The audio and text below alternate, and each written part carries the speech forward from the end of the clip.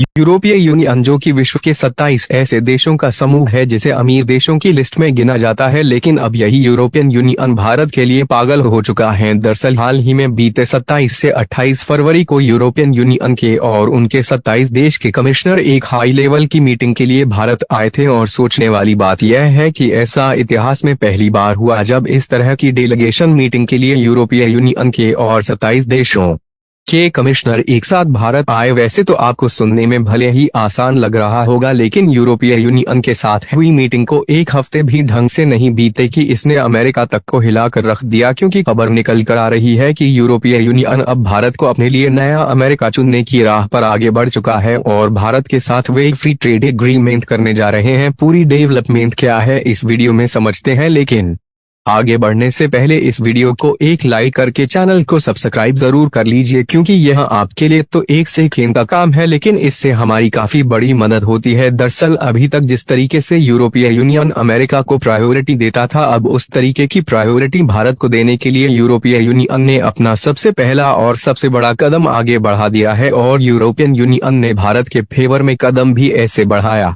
कि यूरोपीय यूनियन के चीफ 27 कंट्रीज के कमिश्नर को लेकर एक साथ भारत पहुंच गए। लेकिन सवाल खड़ा होता है कि अचानक से यूरोपीय यूनियन का झुकाव भारत की तरफ देखने को क्यों मिल रहा है। क्या यूरोपीय यूनियन अमेरिका से दूरियां बनाने की तैयारी में है क्योंकि भारत से उन्हें ज्यादा फायदा दिख रहा है, या फिर अमेरिका अपने सबसे बड़े पुराने सहयोगी यूरोपीय यूनियन को धोखा देना शुरू कर दिया है? तो इसका सबसे पहला जवाब यही है कि यूरोपीय यूनियन को अमेरिका की तरफ से धोखा महसूस हो रहा है, जिससे यूरोपीय यूनियन को आने वाले समय में काफी बड़ा नुकसान उठाना पड़ सकता है। इसलिए उनका झुकाव भारत की तरफ दिख रहा है। दरअसल यूरोपियन यूनियन और संयुक्त राज्य अमेरिका यूएसए के बीच द्विपक्षीय व्यापार संबंध विश्व के सबसे बड़े और महत्वपूर्ण आर्थिक साझेदारों में से एक है। वर्ष 2024 में दोनों के बीच वस्तुओं का कुल व्यापार लगभग $975 बिलियन था। और इस हिसाब से देखा जाए तो अगर दुनिया में किसी देश के बीच सबसे बड़ा व्यापार होता है तो उसमें सबसे पहला नाम यूरोपियन और अमेरिका के बीच होने वाले व्यापार का ही नाम सामने आता है। लेकिन फिलहाल में होता यह है कि अमेरिका में यूरोपियन यूनियन के द्वारा जो प्रोडक्ट का एक सपोर्ट है वे काफी ज्यादा है। और लेटेस्ट रिपोर्ट की माने तो हर साल यूरोपियन यूनियन अमेरिकी मार्केट का फायदा उठाकर उनके यहाँ $605 अरब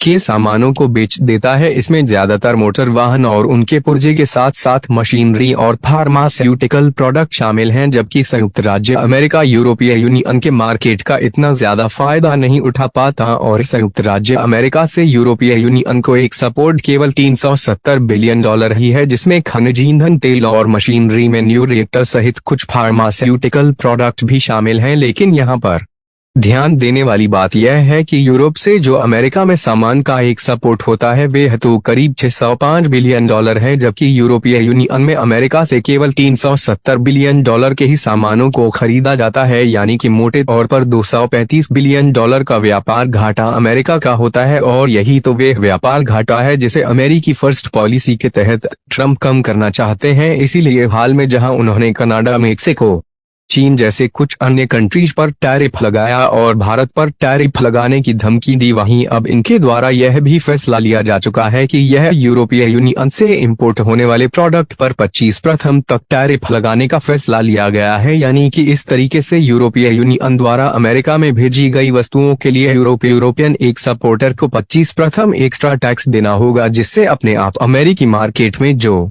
यूरोपियन वस्तुएं हैं वह महंगी हो जाएगी, जिसके नतीजतन यूरोप का काफी ज्यादा नुकसान हो सकता है। इसलिए यूरोपियन यूनियन भी अब अमेरिका से अपना पीछा छुड़ाकर भारत को नया अमेरिका बनाने की दिशा में आगे बढ़ चुका है। दरअसल हाल ही में कंडक्ट कराई गई मीटिंग यह ट्रेड और टेक्नोलॉजी काउंसिल के तहत हुई है। वैसे तो अभी तक यूरोपियन यूनियन की इस तरीके की मीटिंग अमेरिका के साथ होती थी, लेकिन अब भारत को भी वही दर्जा यूरोप दे रहा है, जिसमें इस मीटिंग के जरिए टेक्नोलॉजी, डिजिटल, क्लीन एनर्जी और डिफेंस कॉरपोरेशन को लेकर भारत के साथ गहरे संबंध बनाना चाहता है। वैसे तो यूरोप की तरफ से अमेरिका वाली जगह भारत को देने का केवल यही एक रीजन नहीं है कि अमेरिका उनके वस्तुओं पर टैरिफ लगा रहा है कि रूस यूक्रेन युद्ध में यूरोप को उम्मीद थी कि अमेरिका उसका पूरा समर्थन करेगा, लेकिन अमेरिका ने कई मामलों में दूरी बना ली है। यहाँ तक कि हाल ही में अमेरिका ने रूस के साथ एक नेगोशिएशन किया, लेकिन यूरोप को उसमें शामिल तक नहीं किया। इस घटना के बाद यूरोप को समझ में आ गया कि अपनी विदेश नीति को अमेरिका को ज्यादा प्रायोरिटी नहीं देनी चाहिए। इसके बाद यूरोप के पास दो ऑप्शन बचते हैं, जिसमें से पहला है चीन और दूसरा है भारत। वैसे तो यूरोप का सबसे बड़ा ट्रेडिंग पार्टनर चीन है, लेकिन अब यूरोप को लग रहा कि चीन उसकी अर्थव्यवस्था और राजनीतिक स्थिरता के लिए खतरा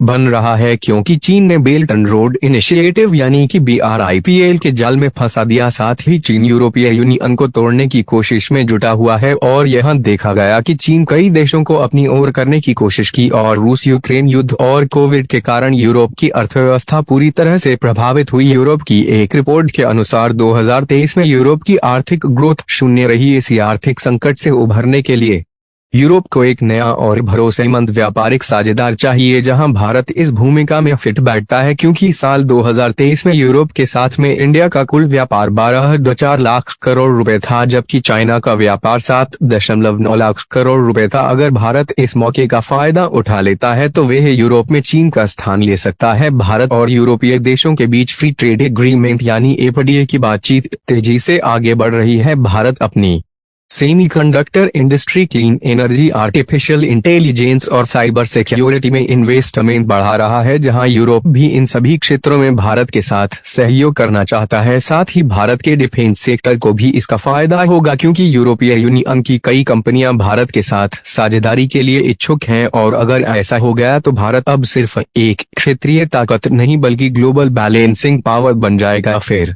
भारत और यूरोपीय यूनियन के बीच यह बैठक एक टर्निंग पॉइंट साबित हो सकती है। इससे भारत को एक नए व्यापार अवसर, टेक्नोलॉजी ट्रांसफर और डिफेंस सेक्टर में मजबूती मिलेगी, जिसके बदले यूरोप को चीन और अमेरिका की निर्भरता से बाहर निकलने का मौका भी मिलेगा। और सबसे बड़ी बात तो यह है कि भारत को एक ग्लोबल सुपर पावर बनने की दिशा में और आगे बढ़ाएगा। और जैसे लंबे समय से पेंडिंग में चल रहा फ्री ट्रेड एग्रीमेंट पर इस साल यूरोपीय यूनियन के साथ भारत की डील फाइनलाइज होगी, वैसे ही अमेरिका चाहे भारतीय नो में टैरिफ लगाएं या फिर कुछ और करें, बिना टैक्स के ही इंडियन सामानों की धड़ाधड़ सप्लाई यूरोप में शुरू हो जाएगी। बाकी आप लोग भारत और यूरोप के बीच हो रहे FTA क्या कहना चाहेंगे? अपनी राय कमेंट में जरूर बताएं और इस वीडियो को एक लाइक करके अपने मित्रों तक शेयर जरूर करें। साथ ही इस चैनल को सब्सक्राइब करके बेल आइकन को भी ऑल पर जरूर सेलेक्ट करें। जय